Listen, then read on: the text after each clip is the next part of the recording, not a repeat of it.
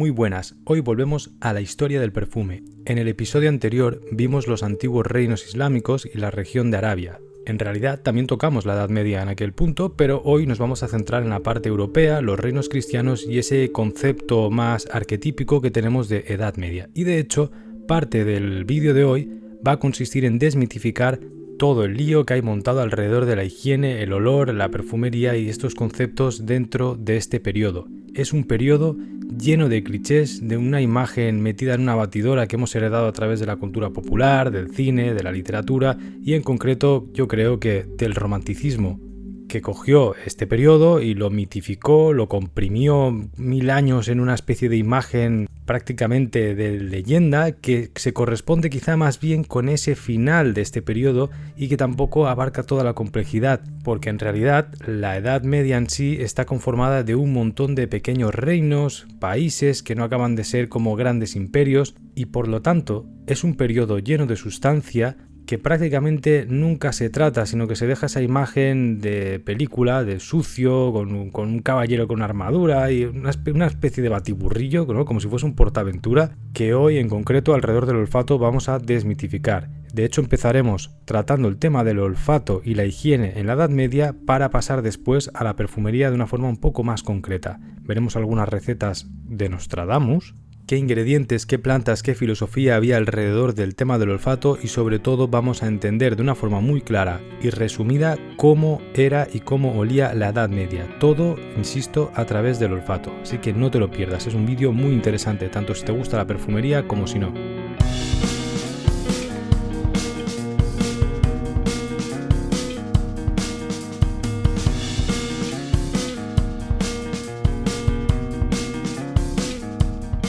¿Cómo te imaginas la Edad Media? ¿Cómo la ves en tu cabeza de forma estética? Incluso, ¿a qué crees que huele? ¿Te imaginas una ciudad amurallada, llena de calles serpenteantes minúsculas, con edificios de piedra desde los cuales cae caca por la ventana de la señora que la acaba de tirar, un mercado bullicioso, gente pobre, llena de ropas malolientes, sin dientes, con la comida tirada por el suelo, un caballero andante por ahí? ¿Cómo te lo imaginas? Antes de empezar, me gustaría que pararas aquí el vídeo un momento y lo escribieses en comentarios. Esta imagen, que casi todos hemos tenido en algún momento de nuestra vida o con la cual hemos crecido alrededor de la Edad Media, suele corresponderse al final de una Edad Media en el cual en determinadas ciudades empieza a haber un crecimiento demográfico y urbanístico muy grande, se empieza a centralizar la población en ciudades que van creciendo alrededor de esas grandes catedrales que nos han quedado en forma de grandes monumentos que hoy en día admiramos y conservamos, pero que en realidad no correspondería exactamente a un periodo que dura 1000 años. Esa imagen estereotipada suele corresponder ya no solo con el cine, sino con la imagen que se dio en la literatura y en la pintura romántica, y que si lo pensamos fríamente tendría más que ver con un problema de tipo demográfico, igual que sucede a día de hoy en ciudades en gran desarrollo, en lugares que no son tan ricos, que son países más pobres, donde cuando crece mucho una ciudad se crea un hacinamiento en ciertos lugares y hay condiciones muy insalubres y dificultan la vida, se forman barrios caóticos. Es algo que a día de hoy seguimos viendo y no tiene tanto que ver con un periodo concreto de una civilización, de un lugar, ni siquiera con la propia historia, sino que más bien es una parte, una consecuencia o un detalle de un cuadro mucho más grande. Esta imagen me interesa mucho darle importancia hoy porque el tema del olfato, además de haber sido abandonado por el pensamiento occidental durante siempre, es víctima también de este tipo de clichés. En cierta manera también tiene lógica porque los restos que quedan siempre suelen ser de piedra. La piedra es lo que se conserva y es lo que hace que nosotros tengamos una imagen más clara de aquello que era esa época, pero en realidad lo que no se conserva parece que no exista, pero es probablemente lo más numeroso. Pensemos que hasta el romanticismo, los restos antiguos que quedan en un lugar tras una invasión o tras un pueblo que ha sido abandonado no tienen importancia histórica o no es un patrimonio de nada, simplemente se coge y se utiliza para hacer otra cosa, se recicla. Hasta el romanticismo lo que ha quedado es por pura chiripa prácticamente, no porque tenga un valor único excepcional. Y el mejor ejemplo de esto que estoy contando es el Coliseo, que ha llegado casi de milagro. Por ahí ha pasado todo el mundo y se ha utilizado como cantera, como lugar de peregrinación, una pequeña iglesia, se ha hecho de todo y ha llegado de milagro porque es una construcción pues prácticamente faraónica. Y esto es bastante importante también hoy. La idea del Imperio Romano cuando decae. La Edad Media no se puede entender sin saber que esto viene de una decadencia absoluta del Imperio Romano. No es un punto y aparte. No es un periodo de la historia que aparece de la nada tras una ruptura, sino que es una consecución y una continuación de lo que había antes en realidad. Solo que nosotros, para estudiarlo en esa idea moderna de una línea ascendente en la historia, lo hemos marcado así. Pero en realidad, la filosofía del momento, las costumbres de las poblaciones que devienen de ese antiguo imperio romano que se ha fragmentado, tienen que ver directamente. Y de hecho, por ejemplo, en filosofía, el platonismo, el neoplatonismo, va a ser la corriente dominante junto con el catolicismo de los textos sagrados, una especie de mezcla aquí extraña. Aristóteles queda perdido y luego será recuperado a través de los árabes, en concreto con filósofos como Averroes. Para que eso suceda tendrán que pasar una barbaridad de siglos y de hecho habrá un conflicto con los posteriores averroístas en los reinos cristianos que intentan adaptar una interpretación de Aristóteles de un musulmán a sus propios intereses, ya que la filosofía que entendemos como medieval está en constante lucha con tratar de incorporar la idea de Dios dentro de una especie de pensamiento que trata de tener una coherencia o cierta lógica, como podemos ver por ejemplo en Pedro de Abelardo. Toda esta serie de pensadores al final a día de hoy nos parece como tonterías, ¿no? De tratar de deslumbrar si Dios existe o no, si tiene sentido, los argumentos ontológicos después que serán retomados también en la filosofía posterior. En general, el pensamiento gira en torno a Dios, esto lo tenemos todos muy claro. Incluso a veces nos parece ridículo, ¿no?, pensar en ese tipo de dilemas en los cuales si Dios existe, pues será superior a todo y tendrá que existir y bueno, pero hay que entender que sería como si de aquí 1000 años alguien nos observa y dice, uy, pero esta gente cree que había un Big Bang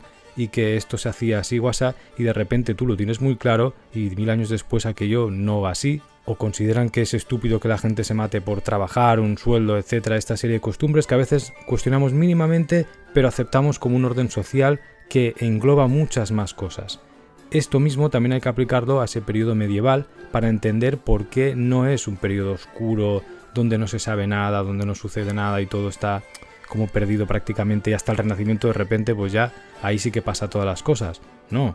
Simplemente se está siguiendo otro orden, tampoco existe la noción de tiempo que tenemos nosotros, esto lo hemos hablado en otros vídeos y es algo que si lo ubicas empiezas a entender mucho mejor cómo podía funcionar esto.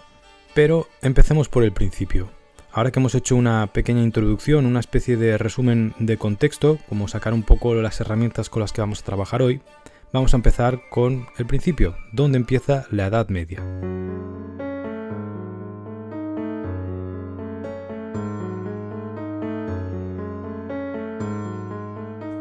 Tras el saqueo de Roma, por parte de los visigodos de Alarico, en el año 410, la capital del imperio quedará totalmente debilitada hasta colapsar definitivamente con la deposición del último emperador de Occidente, que fue Rómulo Augusto, en favor del bárbaro Odoacro. Con este acontecimiento, las costumbres principales que estuvimos viendo en el vídeo del olfato en Roma, de la historia del perfume en Roma, se van a trasladar al Imperio de Oriente, que se conservará hasta la caída de Constantinopla en el año 1453.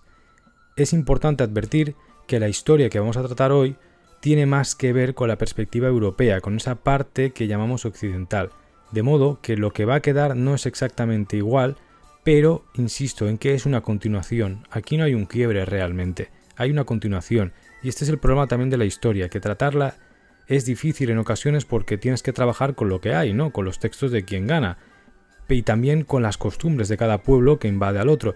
El Imperio Romano, en forma de imperio, tiene una estructura muy clara, una documentación muy homogénea y es muy fácil de estudiar, entre comillas.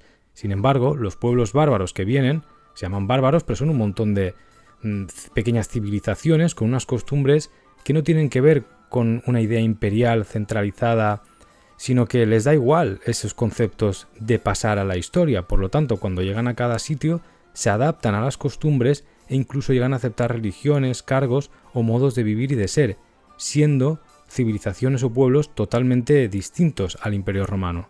Esto se va a traducir en una especie de vacío histórico, de desconocimiento de qué cosas acaban de suceder ahí o de qué costumbres se implementan, cuáles se juntan y qué cosas se modifican en ese periodo de la historia, en ese tránsito de lo que entendemos como Imperio Romano a época medieval. pero que en el fondo es bastante clave, y una de las cosas las veremos por ejemplo en los conceptos de baño. Cuando vienen los pueblos germanos traen sus modos de bañarse y cambian y modifican la manera de entender los baños a la romana. Pero claro, todo esto no acaba de quedar documentado de la forma que sí que queda en el Imperio Romano. Entonces esta serie de detalles también son interesantes, porque si nos paramos a reflexionar un momento en cómo se forma la historia, ¿por qué valoraremos más el hecho de que Vespasiano se cepille a 12.000 personas para traérselas desde la otra parte del mundo esclavizadas y matarlos ahí a base de trabajo para construir su Coliseo, ¿no? El famoso Coliseo, el anfiteatro Flavio? ¿Por qué vamos a valorar esto como un monumento histórico que todo el mundo aprecia, adora y que es casi como algo incluso positivo, que a día de hoy sería considerado una masacre descomunal, algo que cancelable 100%, y sin embargo a un pueblo que viene desde otras partes, que no deja historia porque no pone una marca clara, ¿no? A base de piedra, a base de cepillarse a todo el mundo también, sino que simplemente pues llega, invade y hará sus cosas, pero tú no sabes qué es, sino que se adapta a lo que ya hay, no tiene como un lugar en la historia, ¿no? ¿Por qué no la deja? Simplemente lo que no queda, pues no lo conocemos, por lo tanto construimos alrededor de lo que imaginamos, o textos de terceros, y claro, un pueblo, como por ejemplo los romanos, no van a ver bien, al contrario, no te van a hablar bien del enemigo, igual que sucedía con las fuentes del Islam, con las cristianas. No es muy inteligente entender la historia así porque unos se odian con otros, entonces cada uno que cuenta como el vecino, ¿no?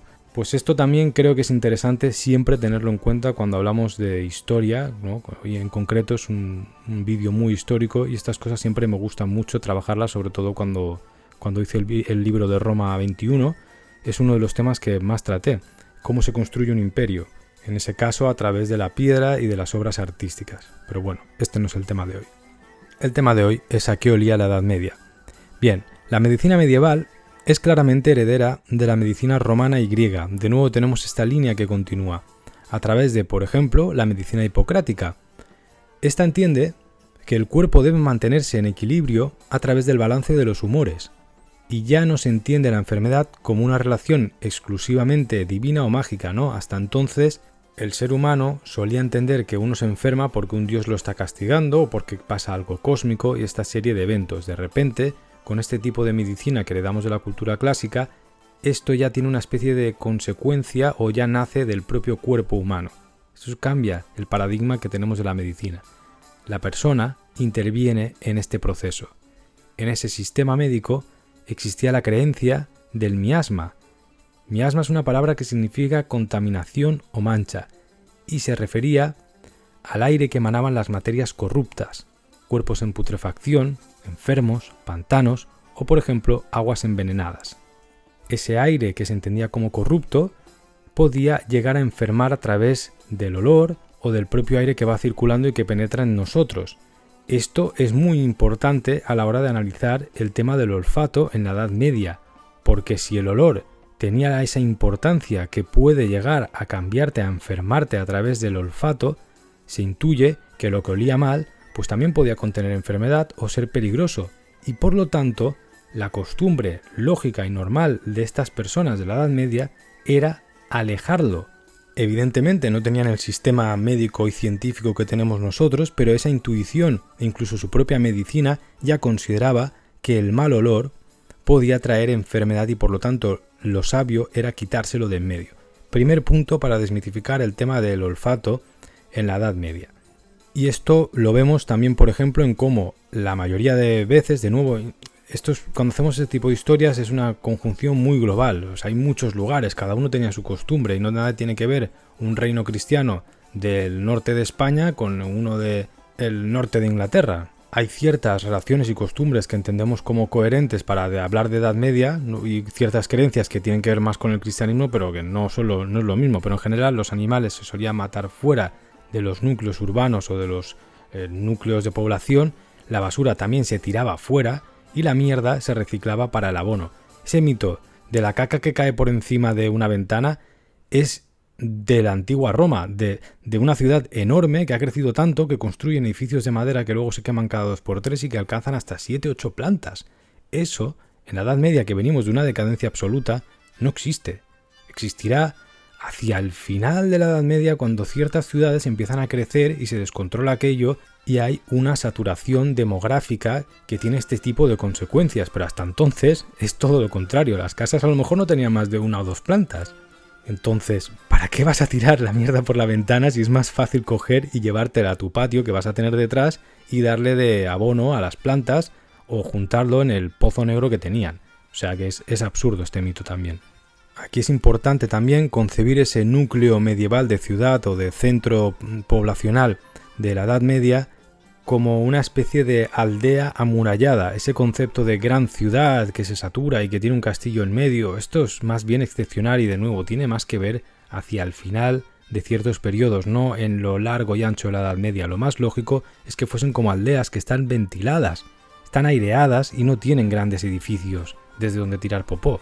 Por otra parte, también es importante desmitificar esa idea que también hemos tenido alrededor de una Edad Media musulmana que es muy pulcra, limpia, y una parte cristiana que es totalmente sucia y caótica. Es lógico entender que en todas partes habrá gente cochina, sucia y gente que no. Entonces, el origen de este mito creo que reside más en lo que estudiamos en la perfumería en la antigüedad, en la Arabia antigua, en el vídeo anterior, donde, como vimos, la religión, las normas del Islam castigaban mucho más a la persona que era sucia y también ensalzaban bastante el tema de los olores. La perfumería estaba bastante incorporado dentro de una religión que está escrita en el idioma del pueblo y que por lo tanto es más fácil de implementar sin tantos intermediarios. Recordemos que la religión musulmana en el periodo en el cual nace es muy abierta. Luego, posteriormente, se va cerrando, van surgiendo grupos, se vuelve más radical y ya tenemos esta idea un poco más cerrada del Islam a día de hoy, pero en el momento en el cual nace la religión islámica es la leche, como quien dice, ¿no? En ese periodo súper abierto, y ahí está la prueba de pues, la cantidad de cosas que hemos heredado, no solo culturales, sino científicas, etc. Pues bien, en esa religión, esos textos sagrados que ellos tienen, incorporan de una forma muy sencilla el tema de la higiene, de los olores, y castigan mucho a quien no cumple estas normas. En cambio, en la cristiandad, pues hay un poco más de manga ancha. Esta es la diferencia, pero esto no significa que unos cochinos y los otros no. ¿Y cuál es la prueba más clara para esta diferenciación o para esta aclaración de que en la Edad Media sí que había un concepto de limpieza muy marcado?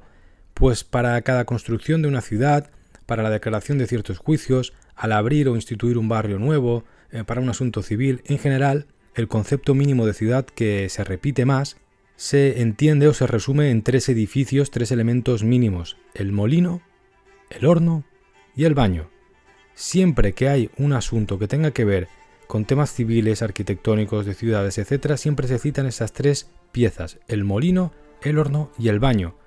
Y esto tiene mucha lógica, y es que como vimos en el tema de la perfumería en Roma, el baño tiene una importancia brutal, y no solo a nivel de higiene, sino social. Es el lugar donde se reúne la gente y donde hay cierta libertad para los grupos oprimidos, para las mujeres, para cualquier tipo de evento social. Es la plaza del pueblo, no es la plaza del pueblo, es el baño, porque hay un concepto de intimidad alrededor de esos baños romanos que son un poco más grandes, que tienen un componente antropológico descomunal. Eso no desaparece, como si lo que pasa es que hay un periodo de pobreza tal que no puede ser igual. Simplemente lo que está pasando es que tras la decadencia de un imperio fastuoso que ha llegado a lo más alto, a hacer edificaciones que son absurdas, que no son rentables, tienes un periodo de tal pobreza, de tal atomización de pequeños reinos, que no pueden concebirse siquiera el que se pueda construir una terma, por ejemplo, o un baño romano, ¿no? Piscinas gigantes, templos de lujo que ocupan hectáreas ahí, que eso a día de hoy sigue siendo sorprendente ver los restos. Dependen de acueductos, de alcantarillados, de una calefacción, de un sistema de calefacción que es una brutalidad, de cientos de personas que tienen que mantener esa calefacción, meterle combustible, sistemas complejos de mantenimiento que son carísimos. Estamos en un periodo que es muchísimo más pobre, que se han sucedido un montón de crisis, caídas de imperios, invasiones de pequeños pueblos que también están atomizados, y la mentalidad sencillamente ha cambiado. Las necesidades se reducen, pero las costumbres en el fondo se mantienen. Y esta costumbre del baño en concreto se va a convertir de nuevo en un elemento social indispensable. La gente va a seguir yendo al baño prácticamente cada semana, y esto de nuevo, esto está documentado.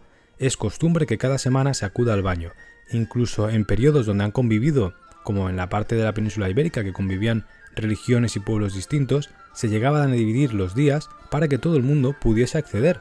¿Qué pasa en estos baños? Que son baños muchísimo más sencillos, más austeros y el mantenimiento es pues mucho más simple que el romano, por motivos, pues lo que hemos comentado, prácticos. No tiene más. Y también gracias a la introducción de otro tipo de baños, que lo hemos comentado en la introducción, como por ejemplo los de estilo germánico, que tienen una reminiscencia a lo que entendemos como una sauna a día de hoy, son pequeños cubículos generalmente de madera que se calentaban un poco de agua y salía vapor. Luego se frotaban con una ramita de estas aromáticas de alguna planta y te quedabas pues limpio, se te abrían los poros y era mucho más económico que llenar pues una piscina ahí gigante con los ladrillos abajo, con combustible. Esto es lo que cambia. Entonces tendremos también pequeñas palanganas, bañeras, ya no piscinas gigantes, y en general pues todo más fácil de llenar. Se ponían a lo mejor al lado de un pozo o de un río con una noria, todo dependía del lugar o de la ciudad, pero en general el baño sigue existiendo, solo que de una forma pues totalmente austera, que a lo mejor los restos que quedan de este tipo de baños ni nos interesan. Esto es algo que condiciona nuestra noción de historia y de civilización y de pueblo. Cuando nos quedan las termas de Caracara, aquello que es, joder, ¿no? Flipas y se te queda en la cabeza como, hostia, ¿no? Los romanos, y pum, todo es esa terma, el baño es esa terma. En cambio te dicen que la Edad Media pues es una palangana, una cabañita de madera, pues no se, o no se queda, o si queda un trocito ahí de piedra cuadrada, nos da igual, ¿no? No entra dentro de nuestro imaginario histórico o estético, que eso es bastante importante a la hora de entender la historia, pero no es que no exista, existe. Por lo tanto, la gente de la Edad Media, en el fondo, a nivel general, es limpia en ese sentido. Porque al parecer, bueno, esto es lo que yo he visto a lo largo de mi experiencia personal y de lo que ves es que la gente asocia la Edad Media a no bañarse, ¿no? Y esto pues puede pasar de nuevo en esos lugares de saturación demográfica al final de este periodo, pero no en general. En general se correspondería más a esta imagen que acabamos de describir aquí alrededor del baño. Además del baño público, también existía la costumbre del baño seco en las partes del cuerpo sucias dentro de tu hogar. Te coges un trozo de trapo que te sobra y te frotas. Luego estaban los nobles más ricos que tenían palanganas o cubos grandes de madera donde infusionaban agua con especias y plantas aromáticas. Como vemos, pues existía una noción de limpieza bastante marcada, y con esto no quiero mitificar aquí, crear una leyenda rosa alrededor del baño en la Edad Media, sino más bien hacer una especie de contrapeso y contrastar esa imagen popular para incorporar esa idea de baño, ¿no? Evidentemente no creo que esa Edad Media sea general y que huela todo a rosas y lavanda y que van súper limpios como la porcelana. No, simplemente lo que tenemos que entender es que la gente no era gilipollas. Que vienes del campo, de labrar y de tocar caca y de sacar tierra, ¿no? No te vas a meter en la cama directamente así con un zurullo de caballo pegado en la cara. Ni te vas a poner a comer así. Y esto mismo también sucedía con la ropa. Se suele representar como todo, como harapos sucios, malolientes y al final la ropa era un bien muy preciado, era muy cara de producir y probablemente era el bien más preciado de muchas personas, la posesión más querida o más valiosa. Porque básicamente en determinadas épocas, en determinados lugares, la necesitas para cubrirte, para no pasar frío, para sobrevivir, y es cara de producir, lo que quiere decir que la vas a cuidar. Si aplicamos la lógica es como tú a día de hoy, seguro que tienes una prenda favorita, o una chaqueta, una camisa que alguien te ha regalado, que te has comprado para ir guapo un día o guapa, y le tienes muchísimo aprecio, no la vas a maltratar, probablemente la vayas a cuidar. Pues esto mismo lo debemos aplicar a esa época. De hecho, hay otra cosa que hacían con la ropa, y es que la costumbre es que hubiese una ropa interior que no era precisamente un tanga.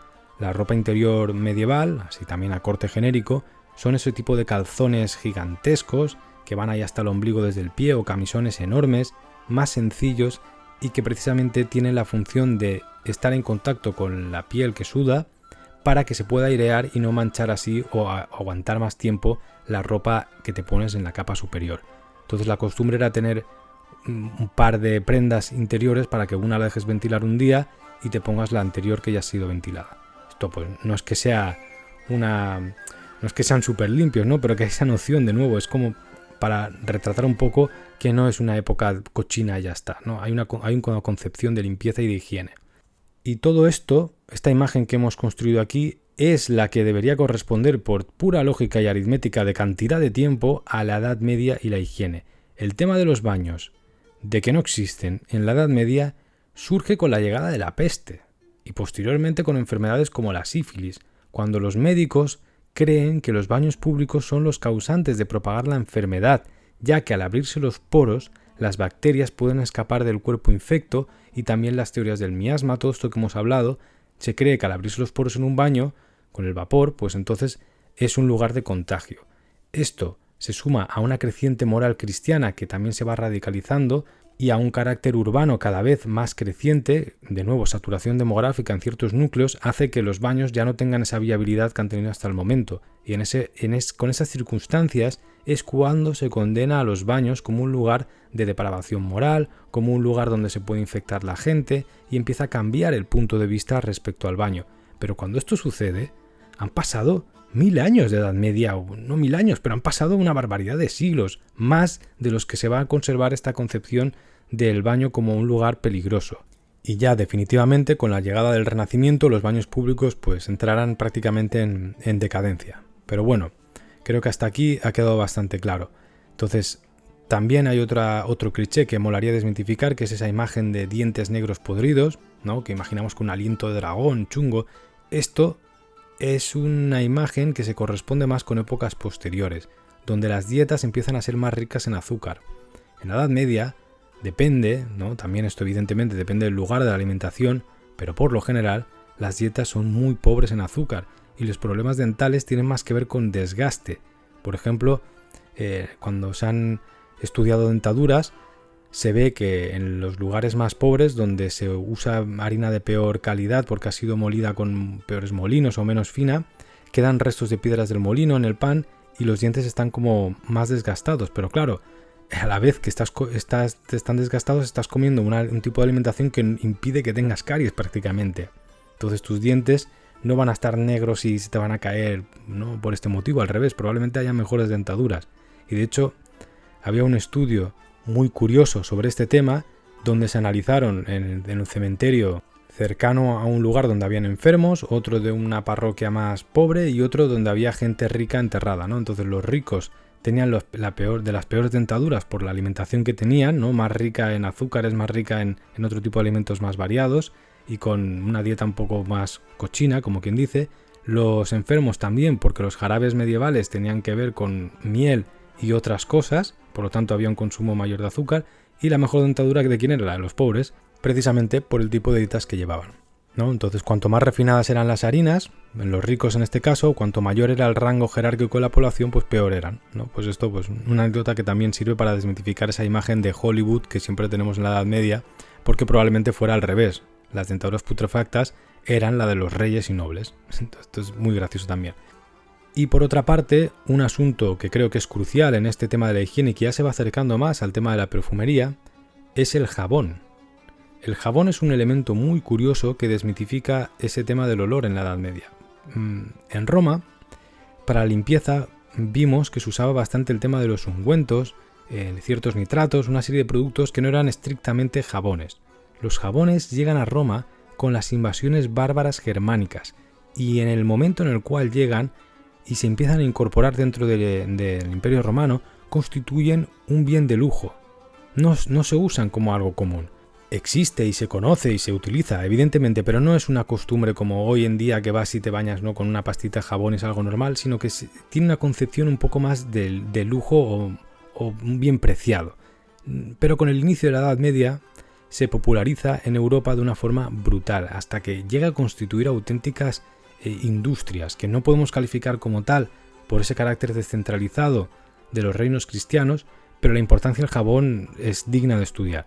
Y de hecho también era costumbre entre los ricos, pues por ejemplo bañar con jabón los pies de los pobres como un acto de caridad para lavar la conciencia de los nobles y poderosos, o lavarse las manos es un rito habitual que ha quedado grabado en novelas y textos medievales, pues desde el Cantar del Mío Cid o en novelas de caballería francesas o inglesas.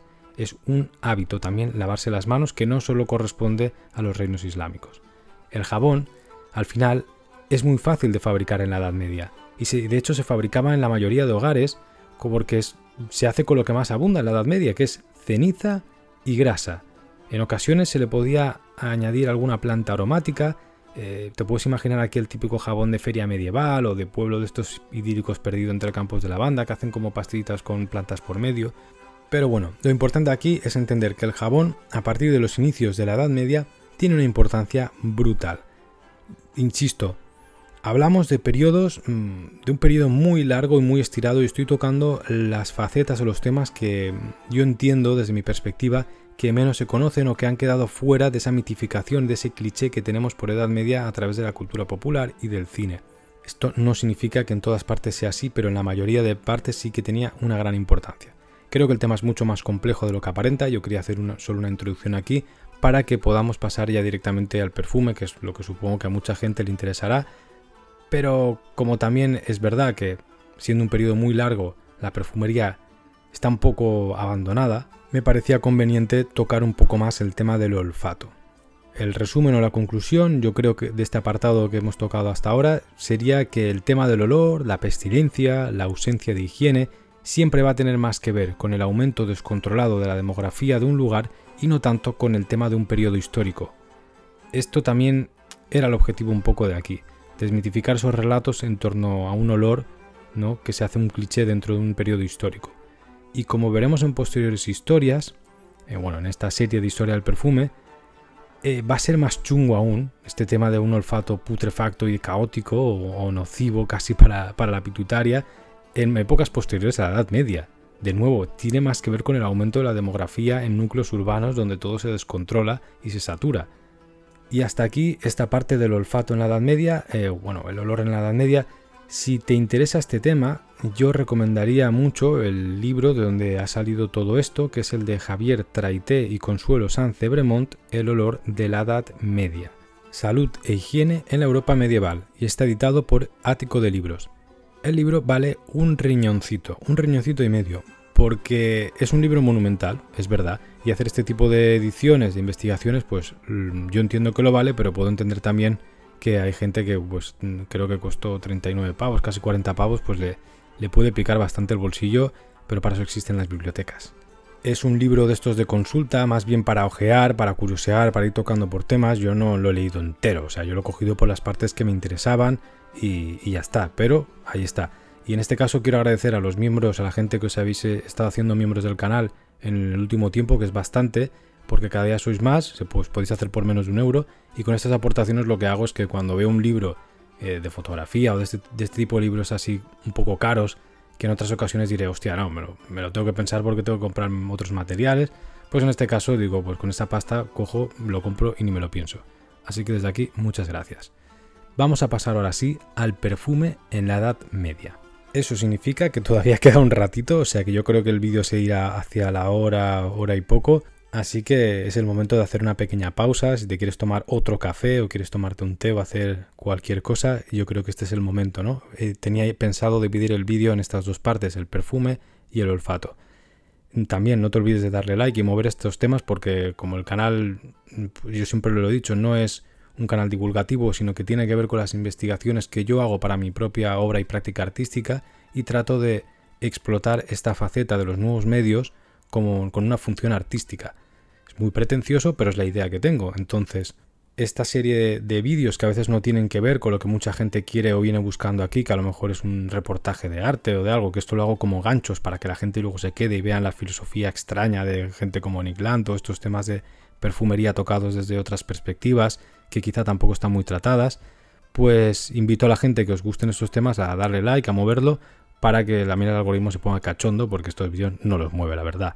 Y es un tema también que ya iremos tocando en otros vídeos que no tienen nada que ver con esto, pero el funcionamiento de las redes sociales, de los filtros burbujas, incitan a que siempre se toquen los mismos temas, de una forma siempre lo más masiva posible, porque es lo que también estimula. Evidentemente cualquier persona que crea algo quiere ser visible, quiere ser querida y quiere ser recibida. Entonces, si por ejemplo toco un tema como Edward Hopper, o si voy a hacer un vídeo de Basquiat, pues son súper famosos, movidos, pero cuando tocamos otros temas, pues muchas veces se queda como ahí abandonado. Y encima todo esto funciona como una capa de cebollas, como un stack, como el libro este de Benjamin Bratton, ¿no? Que todas estas capas van quedando sepultadas en una especie de arqueología digital que se quedan en olvido, y temas que son muy interesantes y pues quedan como perdidos, ¿no? Entonces se van solapando unos a otros. Incluso en el propio canal mío me pasa que hay mucha gente que que llega y te lo descubre ahora y te pierdes casi todos los temas que se han tocado con anterioridad, y todo esto es atemporal. Entonces invito mucho a la gente también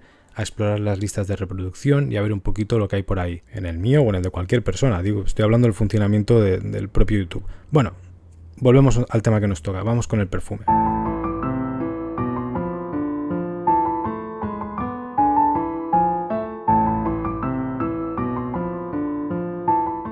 Lo primero de todo, ya vamos con la chicha, es recalcar que de nuevo el perfume como tal, el perfume como concepto perfume, siempre va a estar asociado al clasismo y a la nobleza, como producto de lujo o como un rito o un ritual dentro de las iglesias en forma de ricos inciensos, pero siempre va a ser algo preciado. Otra cosa es que hayan plantas aromáticas o aromas o fragancias que inunden una sociedad de forma un poco más tangencial. Pero el perfume como tal siempre está asociado al mundo del lujo y de las altas jerarquías. Esto aquí no va a cambiar. Y lo segundo también es aclarar de nuevo que tenemos un periodo llamado Edad Media aquí que es gigantesco y lo vamos a condensar y reducir en ese final, ¿no? Cuando los documentos también son más abundantes y la relación con lo que entendemos posteriormente como modernidad también va a ser más estrecha. De hecho es aquí, en ese final de la Edad Media, donde aparecen los núcleos urbanos más expansivos, las ciudades más complejas, la demografía crece y aumenta como hemos visto. ¿Y qué pasa con esto? Que los ricos son más ricos y todo se expande y quizá la moralidad de ciertas cosas se va sustituyendo, y aquí es donde vamos a empezar a ver un poquito también ese auge de la perfumería medieval. Porque quizá hasta entonces, en esas ciudades que no son ciudades, sino que son núcleos amurallados como una especie de aldeas con casitas desperdigadas, como si fuésemos al campo a día de hoy, no es una ciudad apelotonada. Pues ahí el modo de vivir es un poco más austero, más de día a día, y el tema de los perfumes no se necesita realmente, sino que más bien va a tener forma de ungüento, de medicina, va a tener un carácter más de aromático indirecto. ¿A qué huele la Edad Media? Esto me he olvidado decirlo. Pues probablemente huela a una casita con chimenea de humo, no con chimenea no, pero para que nos entendamos, con fuego en todas partes. El humo siempre queda pegado a todas las prendas, a todas, ¿no? Pues olerá a humo y yo qué sé, pues depende de qué región, cuando sales olerá a lavanda, si tienes un campito de lavanda al lado, o alguna a un romero, a un tomillo, a plantas que crecen aromáticas alrededor de un campo, olerá al estiércol, pero no un estiércol de cacamala, sino como cuando vas al campo. Es que tendría que oler exactamente igual como cuando vas al campo de tu región donde estés. Seguro que hay una zona campestre con ciertas casas y ciertos pueblos, pues ese sería el mismo concepto de olor. Entonces, para poder hablar de perfumería como tal, abandonamos esta especie de cosmovisión medieval y vamos a ver que esta misma cosmovisión típica asociada a lo rural va a convertirse en algo mucho más urbano. La guerra deja de ser un asunto de honor y de nobleza, esa especie de juego que existía entre poderosos, porque hasta entonces, durante casi toda la edad feudal, tiene ese concepto de más ocioso entre altas clases con una serie de códigos de honor. Las armaduras eran carísimas, la gente no iba cepillándose así porque así.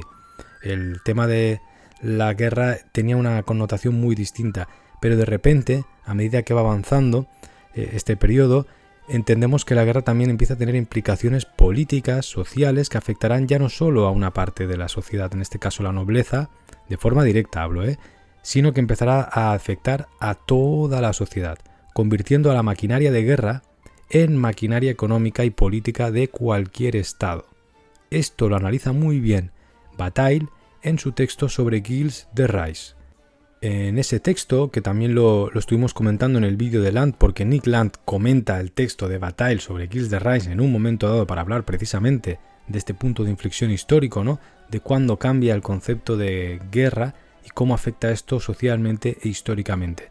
Es en este contexto más urbano cuando la cosmovisión medieval empieza a dejar de lado lo rural y empieza a acercarse a lo urbano, cuando la guerra empieza a convertirse ya en maquinaria más orquestada, cuando se empieza a establecer esa noción ya casi de estado bélico que va a conquistar, cuando se empieza a expandir esto, sí, que sigue siendo Edad Media, más hacia el final, es cuando empieza a nacer ese mito del campesino maloliente que apesta a estiércol. Porque hasta entonces lo normal, el mayor periodo de la Edad Media, es que todo el mundo apesta a estiércol y a humo.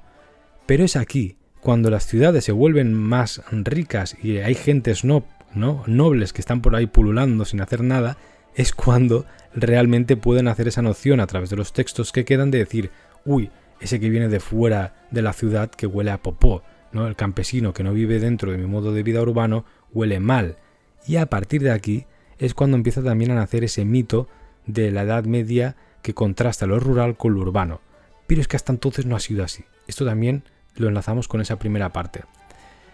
¿Y qué tiene que ver con los perfumes esto? Pues mucho, porque es cuando el noble pasa a ser un urbanita, es cuando los mercados se van a llenar de especies exóticas, de perfumes, ¿no? Que pocos pueden comprar, mientras que el mundo rural, que hasta entonces había dominado este periodo histórico, cada vez está más aislado, cada vez está peor visto y cada vez existe una mayor riqueza, por lo tanto, una mayor documentación de la gente que vive bien, porque estas personas van a ser las que tengan escribas o las que puedan dedicarse a la escritura, a la lectura y dejar documentos históricos.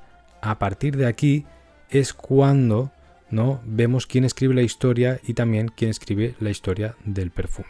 Y también es cuando empezamos a tener ese imaginario popular que comentábamos al principio, que, insisto, trato de desmitificar, pero al mismo tiempo es lo que a mí me resulta atractivo en la Edad Media. O sea, esto también lo quiero dejar claro, porque aquí parece que está haciendo una apología de un medio rural, idealizado, austero, cuando en el fondo a mí lo que me mola de la Edad Media es esa imagen de armaduras enrevesadas, de obras de orfebrería, de mantos, de patrones, de castillos, de piedra, pues eso es lo que me mola a mí también, ¿no? Evidentemente tiene mucha más sustancia los romances, los salseos entre esto, ¿no? O incluso la mitificación de la propia guerra medieval a través de videojuegos como el Age of Empires 2, con el cual he jugado mucho de chiquitito.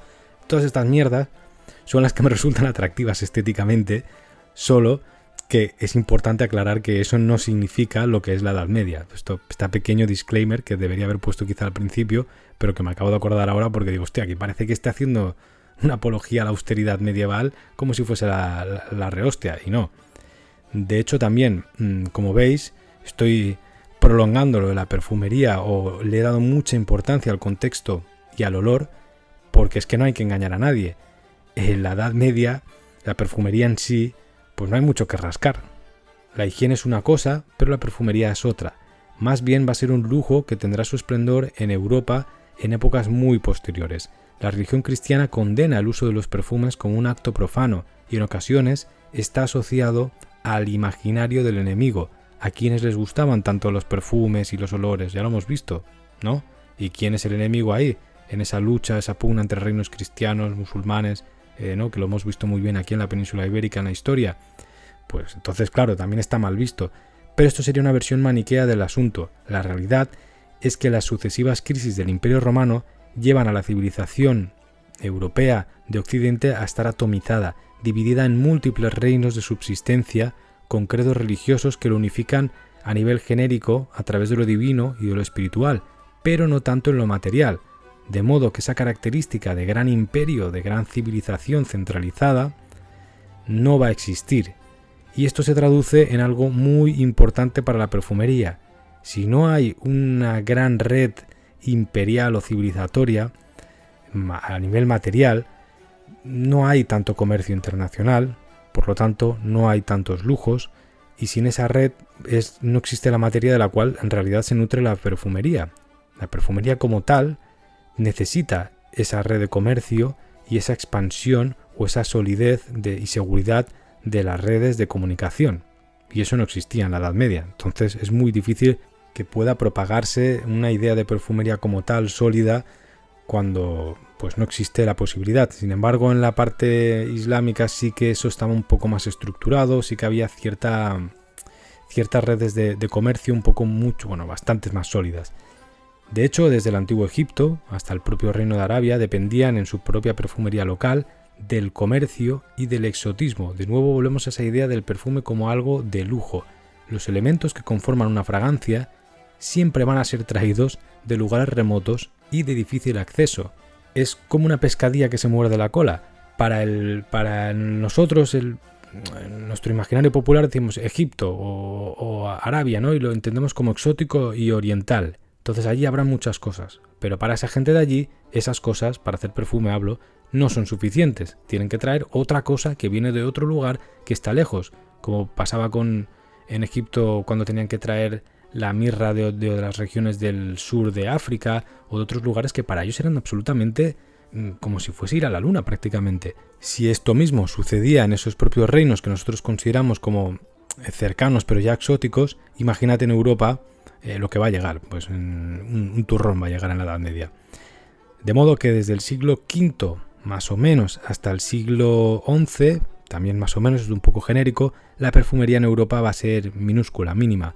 De hecho yo diría, y esto si alguien me quiere corregir que lo ponga aquí abajo, que está reducida al uso de inciensos rituales en templos cristianos, poca cosa más, ungüentos paganos, porque esto no hay que olvidarlo, existe una unificación religiosa, pero también habría gente que se la pasaría por el culo. Entonces, la idea de brujería, todo esto que a día de hoy se recupera, no está escrita como una historia y seguro que había alguien, una curandera, un señor en un lugar que no cree en esto y que hacía sus pócimas y sus mierdas, que también ahí podría estar incluida la perfumería de una manera pues indirecta, bueno, o que esto lo debemos imaginar, pero yo creo que debería ser así.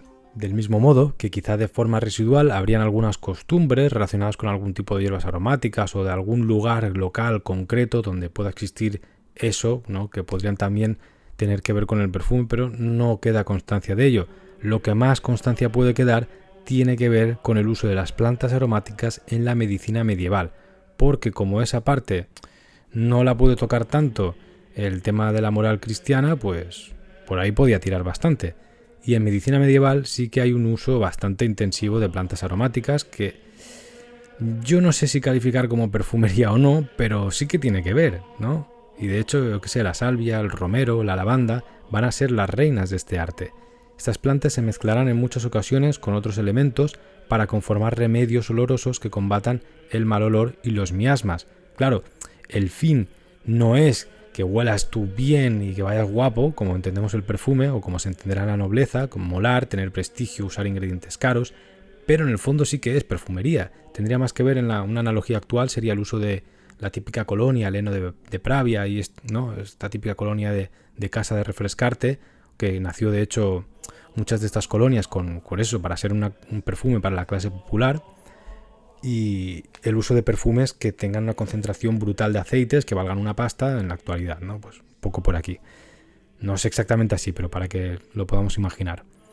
Esta relación entre farmacia y perfumería no es algo baladí. De hecho, es muy interesante, si nos detenemos un segundo aquí, porque la tendencia es que separemos ambos mundos, ¿no? Farmacia, ciencia, perfumería, como ocio, entretenimiento, lujo. Pero en realidad son dos campos que tienen mucho que ver desde siempre. Aquí vemos casi el origen de esta relación, pero en la actualidad la industria de la perfumería, que pues prácticamente es puramente química, que da muy poca perfumería natural, sigue siendo dependiente o heredera de grandes laboratorios farmacéuticos, que por error descubren una molécula que huele a algo y eso luego pues se utiliza en perfumería o en ocasiones se utilizan los mismos procesos o elementos de ingeniería, ¿no? Industrial, tanto en farmacia como en perfumería. Y de hecho existen casos de grandes farmacéuticas en un momento dado que se han pasado que han derivado en grandes corporaciones de perfumería o del mundo de los aromas y de las fragancias. Bueno, que la farmacología y la perfumería tienen un bonito matrimonio, desde siempre y a día de hoy. Y aquí creo que nace bastante este concepto, en la Edad Media. De hecho, la aromaterapia medieval tendrá su punto álgido con la llegada de la peste.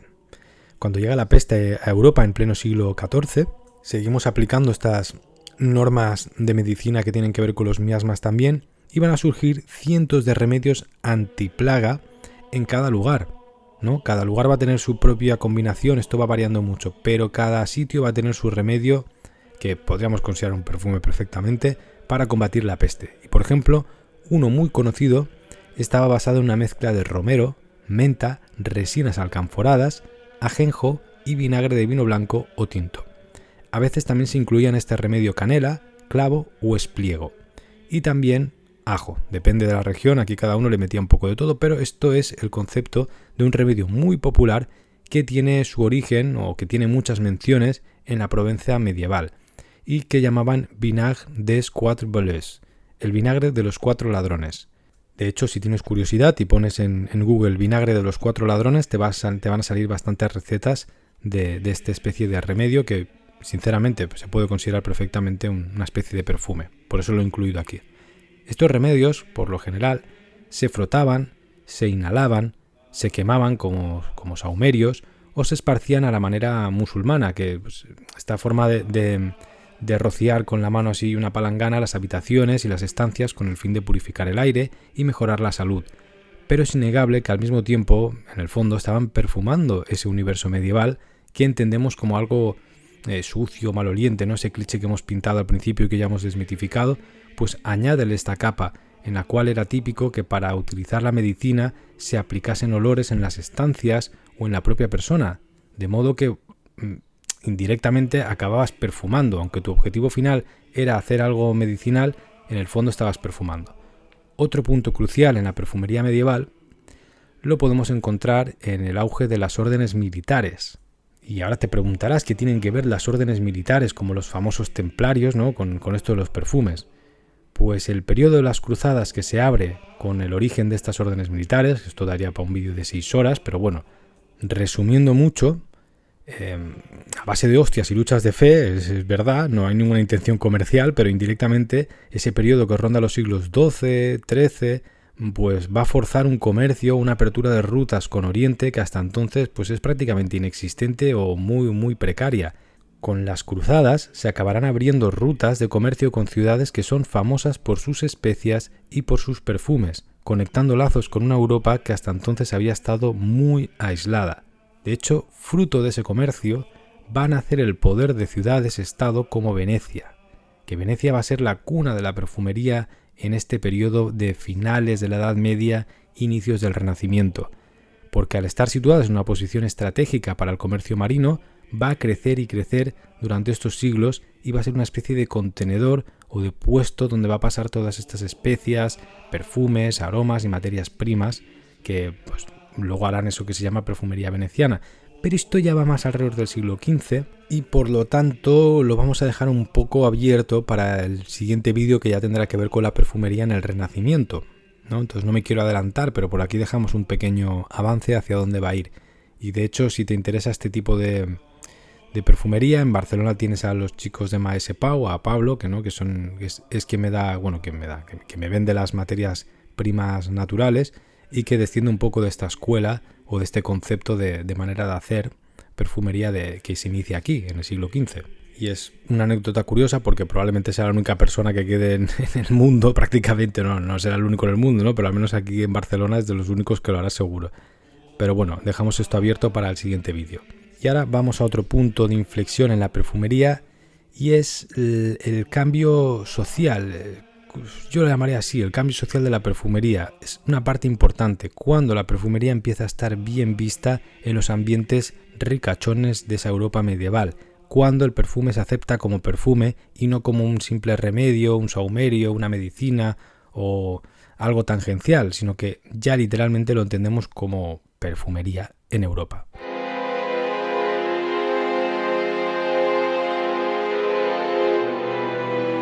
Pues bien, yo creo que esto sucede, este punto de inflexión, o al menos hay ese resurgimiento en cuanto a perfumería, cuando Balduino IV de Jerusalén, el rey leproso, el que inspira la película del Reino de los Cielos, ¿no?, le regala a Barbarroja una especie de pomo, ¿no?, como el pomo de una puerta, que en su interior contiene una bola fuertemente aromatizada y que además contiene una pepita de ámbar gris y de almizcle o de civeta. Ese pomo podía colgarse en un cinturón, en un collar o ser portado en cualquier parte de tu vestimenta. La llamarán la pomme d'ambre y era conocido en Europa anteriormente, pero no se sabe cuándo lo introdujeron los árabes, porque este era un elemento muy típico, ya lo habíamos visto en el final del vídeo de la perfumería en Arabia Antigua, es algo muy típico, pero se había introducido en Europa por el típico contacto entre los reinos fronterizos, pero no hay una referencia clara. Aquí la anécdota de Balduino IV dándole la pomme d'ambre a Barbarroja queda escrita por los escribanos de Barbarroja. ¿Y esto por qué es tan importante para la perfumería?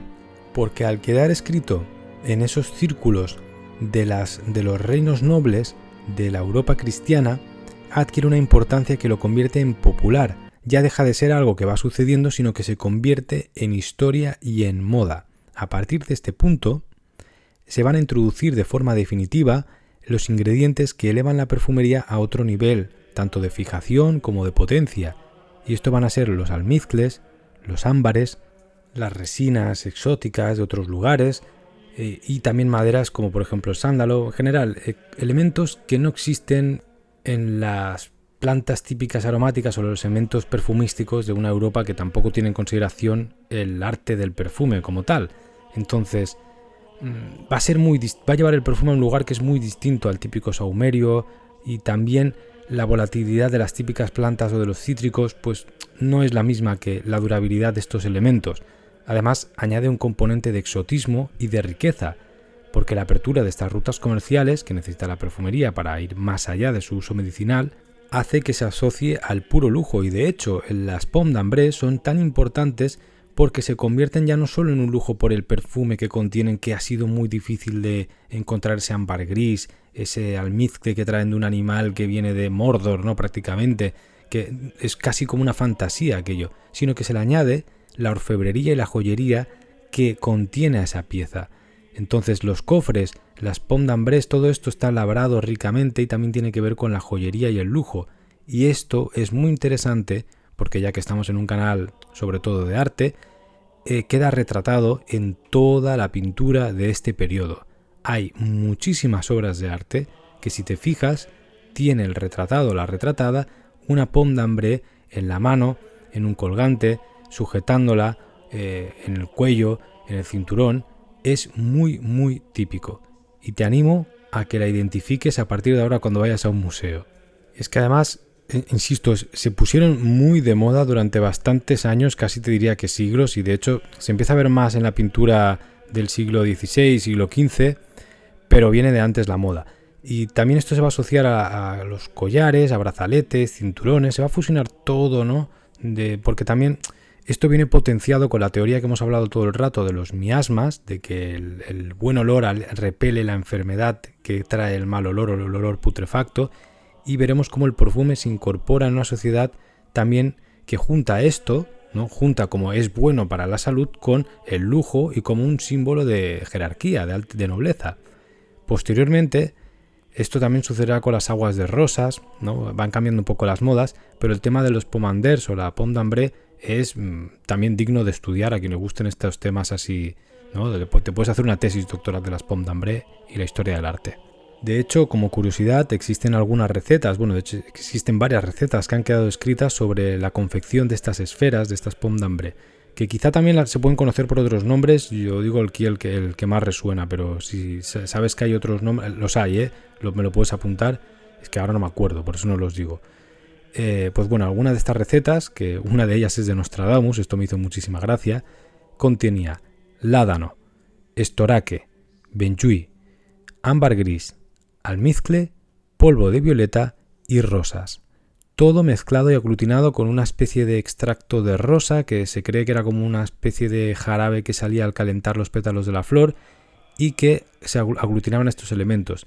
Después hay otras recetas, que también de otras fuentes, que mezclaban el estoraque con el cálamo, el ládano y el benjuí. Luego se aglutinaba de nuevo con un agua de rosas, ya no era exactamente este jarabe, esa es la de Nostradamus, se aglutinaban con un aceite o agua de rosas y luego a su vez se volvía a empolvar con especias como canela, clavo y finalmente se bañaban en una mezcla de civeta, ámbar gris y almizcle.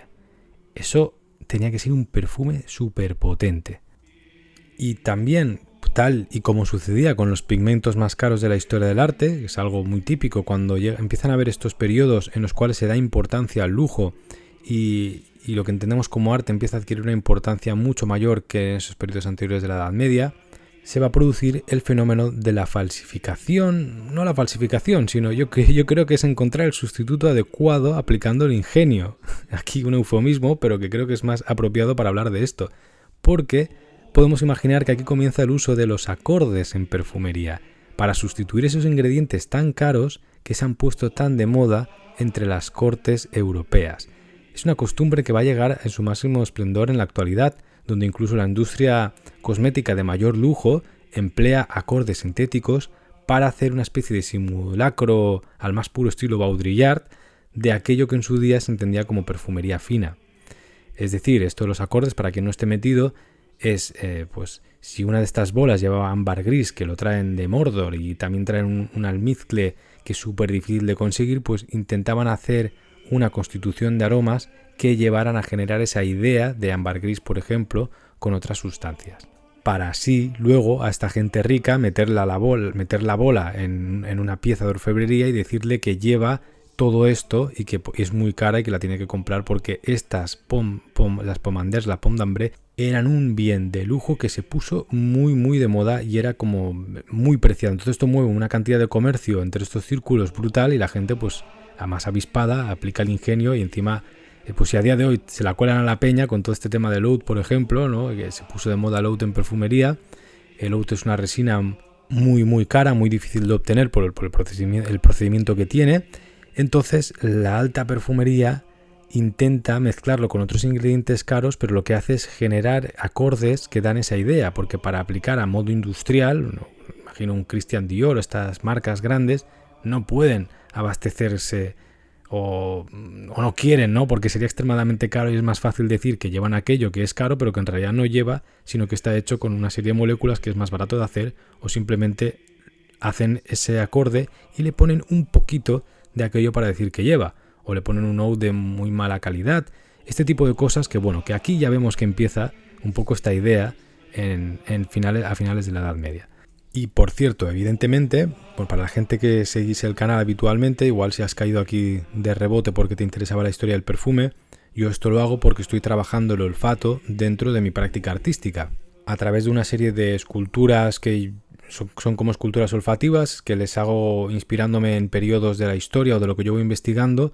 Preparo la escultura y le genero o le creo una fragancia para ese tipo de escultura. Luego esto, pues evidentemente era más pretencioso al principio, también lo quería aplicar para los cuadros, lo quiero aplicar con el resto de obras, complementarlo, pero al final el olfato tiene algo, que es lo que más me gusta, que el artista no lo puede controlar 100%. Puede generar esa idea, puede darle ese toque literario, esa idea artística, pero al final el perfume o la fragancia o el olfato solo se materializa en cada persona, en las vivencias, en los recuerdos que se van a generar. Entonces cada vez estoy bajando más el nivel a hacer esculturas que contienen perfumes hechos solo para esa escultura y ya está, como darle un concepto artístico más cerrado y que luego la persona posterior pues viva con esa fragancia. Y esto lo comentaba porque cuando he estado haciendo esta investigación sobre las recetas medievales que me voy encontrando, la pomme d'ambre, lo primero que he pensado es, joder, tengo que hacer algo con esto. Y he empezado a trabajar en una serie de fórmulas alrededor de estos conceptos que he hablado aquí, ¿no? Pues del ámbar gris, de los ámbares también de otro tipo, como el ámbar rojo, los almizcles. Evidentemente, pues a día de hoy son sintéticos, pero usando la civieta, el castorio, composiciones de almizcle de rata, de pato, que no son de verdad, insisto.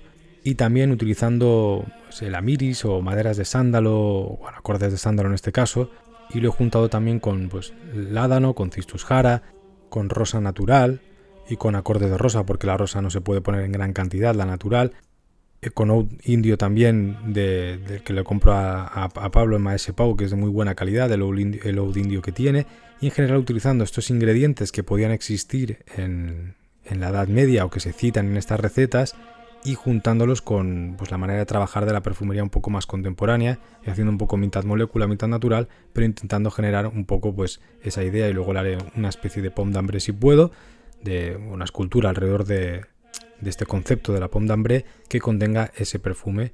Y bueno, pues para quienes seguís esto lo pondré en la web cuando tenga la fórmula definitiva. Creo que estoy bastante cerca, pero aquí dejo el apunte. Mientras tanto, que sepáis que en mi tienda web, dejo el link aquí abajo, se pueden conseguir las muestras del otro proyecto que hice con el relato gótico y alguna escultura que queda.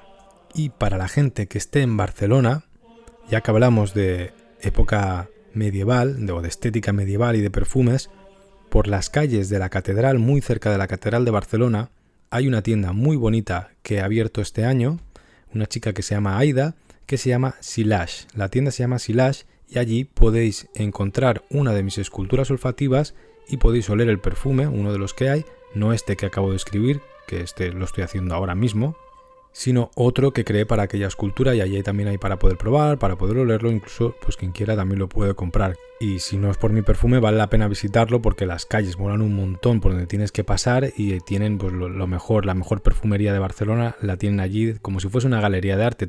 Aida tiene la tienda como si fuese una galería de arte con los artistas que hacen sus cositas de perfumes. Tiene muy buenos perfumistas de la ciudad y lo recomiendo mucho para quien esté en Barcelona o vaya a visitar la ciudad.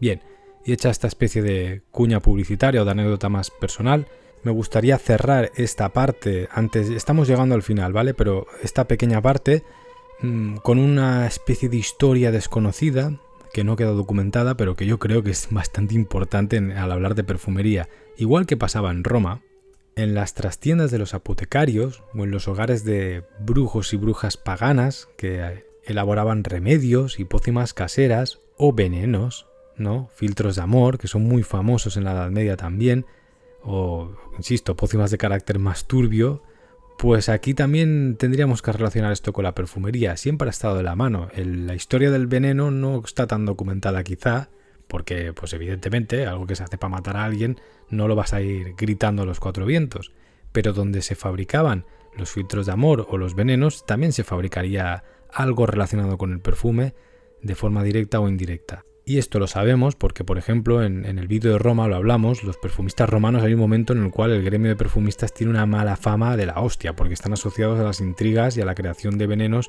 por motivos obvios, ¿no? Donde se hacía perfume, en la trastienda se hacía veneno. Y ahí iba a buscar la gente no el perfume, sino el veneno para matar al otro, que en Roma les gustaba darle caña al venenito. Y esto va a seguir también, como hemos visto todo el rato, como una especie de línea que sigue desde esa costumbre de la cultura clásica. Lo vemos documentado, por ejemplo, en el libro de la Celestina de Fernando de Rojas, donde la Celestina precisamente es retratada como una perfumista, una alcahueta creadora de pócimas también, ¿no? Entonces esto pues me parece bastante interesante dejar apuntada esta relación con esos asuntos más paganos o más de brujería o más de mundo de los venenos, que siempre estará relacionada con el arte de hacer perfumes. Y de aquí pasamos al último punto que quería tocar, y es evidentemente el alcohol.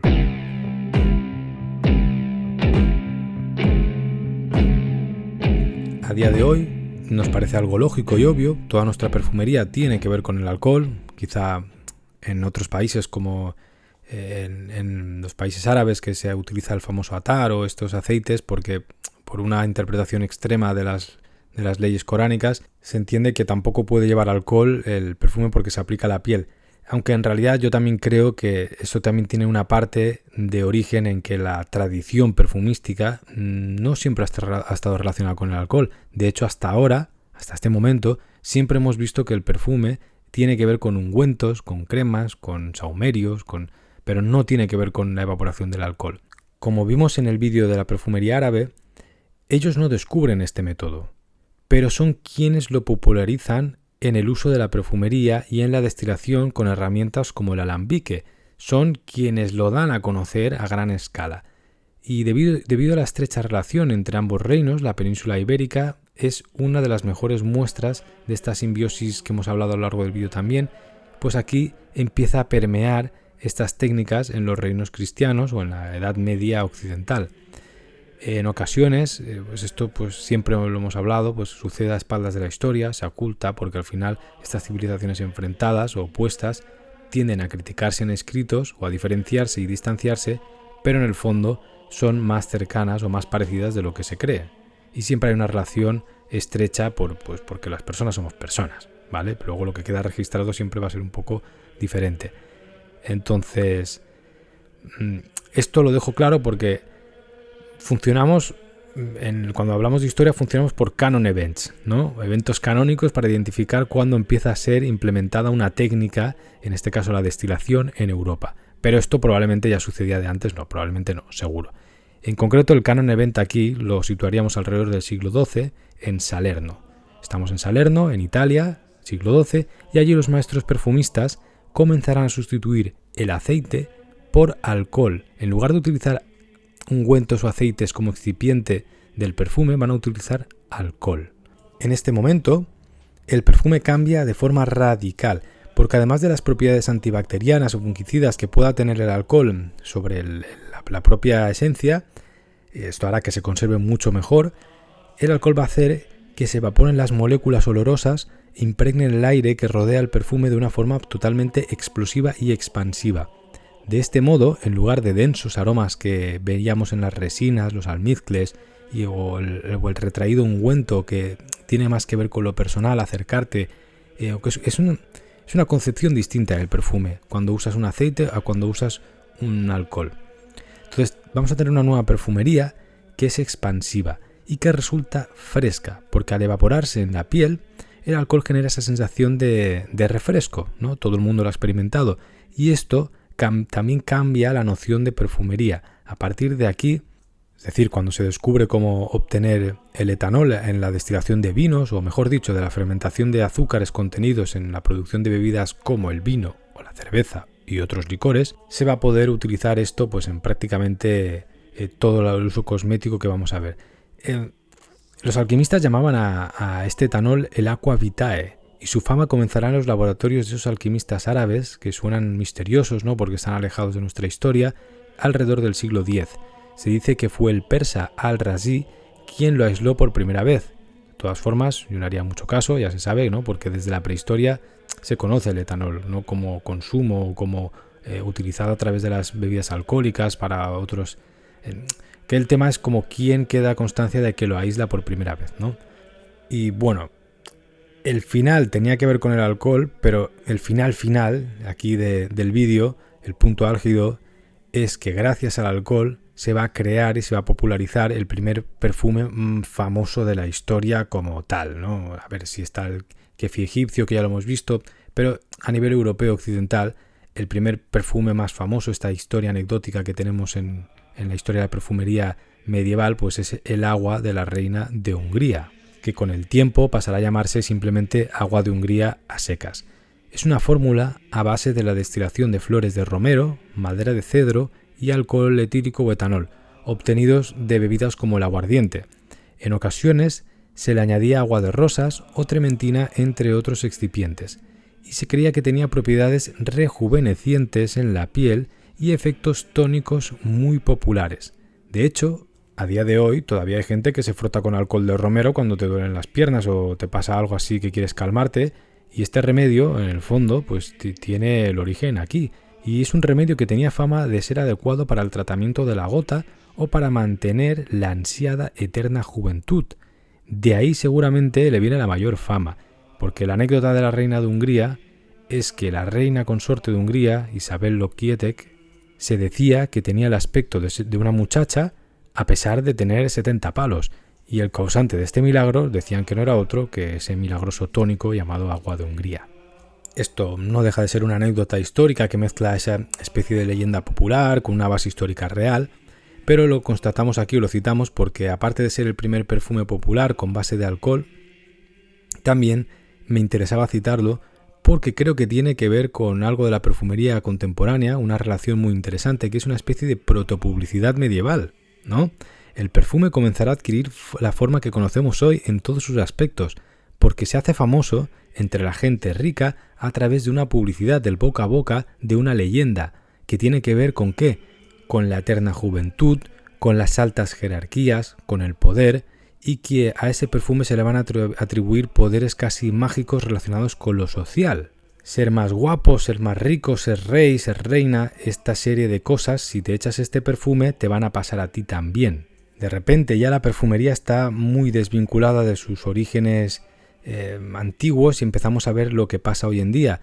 Los anuncios de perfumes, que son un montón de gente joven, con cuerpos musculosos, con tías buenísimas, tíos buenísimos y guapérrimos, todo el mundo aquí en los anuncios, que están rodeados de más belleza, de poder, de lujo, de dinero, ¿no? O si es un tío, pues está rodeado de 5 pibas ahí que le van sobando los pectorales y que todos tienen una eterna juventud, ¿no? Parece que incluso cuando se echan el perfume, si es una actriz un poco más mayor, rejuvenece al echarse el perfume, ¿no? Y es un poco, esa es la idea de estatus y de belleza, de eterna juventud, que siguen siendo los arquetipos comerciales del perfume actual, al menos de la industria del perfume genérica, que la mayoría de la gente tiene relación. E incluso que te das un paseo ahora por la calle y vas a ver anuncios de perfumes que son así. Es un paraguas aspiracional donde se enseña que un empresario de éxito, o una reina popular de la música, o en el cine, o chicos jóvenes que tienen barcos en Ibiza, que bajan bragas con la mirada. Toda esa serie de asuntos es lo que vende la perfumería comercial. Y me parecía interesante señalarlo porque creo que con este agua de Hungría o agua de la reina de Hungría surge un poco, ya lo hemos visto también con la Pomme d'Ambré, pero aquí surge de una forma un poco más clara o con una mayor relación con esta serie de temas que en un vídeo, cuando acabemos un poco la historia de la perfumería, tocaré, ¿no? Que llamaremos la industria de la perfumería. Muy bien, pues hasta aquí ha llegado el vídeo de hoy. Espero que lo hayas disfrutado. Ha sido un viaje por toda la Edad Media a través de los olores, del humo, de las esencias, de los elementos exóticos como los almizcles, el ámbar gris. Si alguna vez tienes la oportunidad de olerlo real, es una pasada. Y en general es un vídeo que he disfrutado mucho porque ya sabéis, como estoy trabajando con estos temas, investigar sobre esto y poder narrarlo me ayuda y me gusta, ¿no?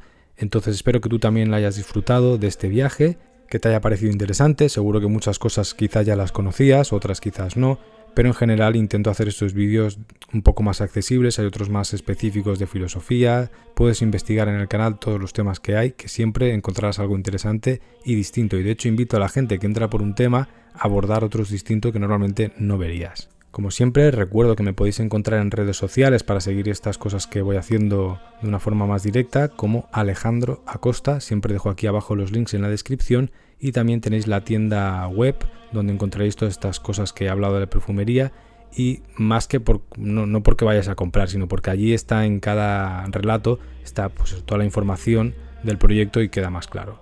Y esto siempre me olvido de decirlo al principio.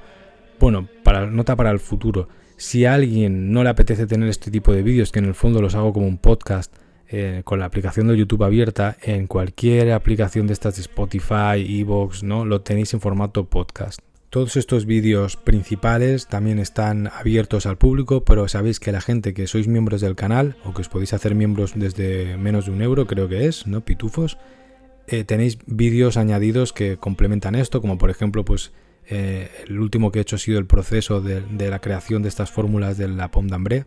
No digo la fórmula, sino que cuento el proceso, qué estoy haciendo, hablamos un poquito más, añadimos información. O en los de Nick Land, en la filosofía cyberpunk y aceleracionista, hay unos vídeos que pues donde se trabaja un poco más acá, en temas más específicos los hacemos para miembros, y luego están los vídeos más generales. De modo que si te interesa a ti también, pues lo puedes bichear aquí abajo, que creo que salen los botoncitos, y si no, da igual, hay material aquí de sobra para 1000 millones de años. Coméntame si te ha gustado, y nada, muchas gracias por haber llegado hasta aquí, lo aprecio de verdad, nos vemos en el siguiente vídeo.